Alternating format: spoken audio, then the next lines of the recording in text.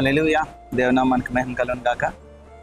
ఈరోజు ఈ చక్కటి వాతావరణంలో దేవుని యొక్క వాక్యాన్ని మనం ధ్యానం చేసుకుందాం.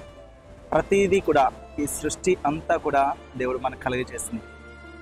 మన కోసం కలుగజేయబడిన సృష్టిలో దేవుని మనం స్తుతిస్తూ, ప్రభా ఇటువంటి మంచి వాతావరణం మాకు ఇచ్చావు ప్రభా అని ఈ వాతావరణంలో మనం దేవుని యొక్క వాక్యాన్ని మనం ధ్యానిస్తే ఎంత బాగుంటుంది కదండి. రైట్, మనం వాక్యంలోకి వెళ్దామా? కీర్తనలు 103వ దావీదు కీర్తన 17వ వచనము 18వ వచనం చదువుకుందాం. ఆయన నిబంధనను గైకొనుచు, ఆయన కట్టడల అనుసరించి నడుచుకొను వారి మీద, యెహోవా యందు భయభక్తులు గల వారి మీద ఆయన కృప యుగ యుగములు నిలుచును. ఆయన నీతి వారికి పిల్లల పిల్లల తరములన నిలుచును. హల్లెలూయా. ఇక్కడ మనకి జ్ఞాపకం చేసుకుంటే, ఆయన నిబంధనలను గైకొను వారు, ఆయన కట్టడలను అనుసరించేవారు. సో ప్రభు ఇక్కడ మాట్లాడతారు, యెహోవా యందు భయభక్తులు గలవారు.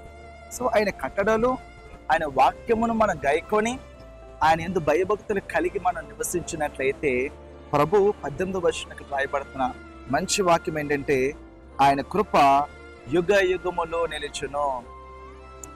ఒకరోజు కాదు, 2 రోజులు కాదు, లేకపోతే ఈ రోజు కాదు, రేపని కాదు, యుగ యుగములు. ఎందుకంటే ఆయన యొక్క వాగ్దానాలు, ఆయన యొక్క ఆజ్ఞలు మనం ఎప్పటికీ మనం గైకొని వారుగానే మనం ఉంటాం. సో ఆయన వాక్యం ఈ దినము మనం ఆయన వాక్యం గైకొనుంటే ఈ రోజు ఆయన కృపను మనం పొందుతాం.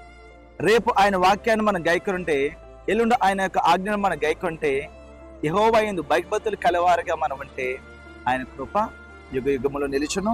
ఇంకేమన్నా చూడండి, ఆయన నీతి వారికి పిల్లల పిల్లల తరమున నిలుచును. వారి పిల్లల పిల్లల తరము వరకు.